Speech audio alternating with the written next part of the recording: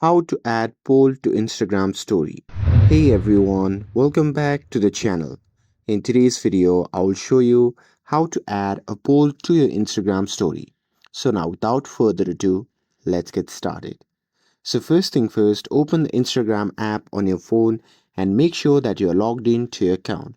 And now here, once you're inside the app, simply swipe right to enter the story section. And now here, once you're inside the story section, simply swipe up, and after that, the list of your photos and videos will pop up. So from here, simply select the photo or video that you want to add to your story. For example, I'll select this one.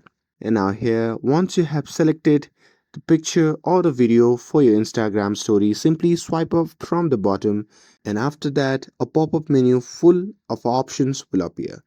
From there, simply tap on poll options, and after that, a pop-up menu will appear.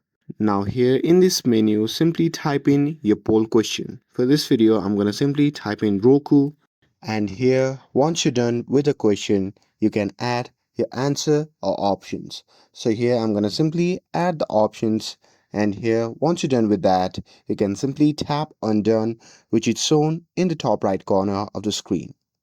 And here, once you're done with poll, you can simply tap on the arrow icon shown in the bottom right corner of the screen.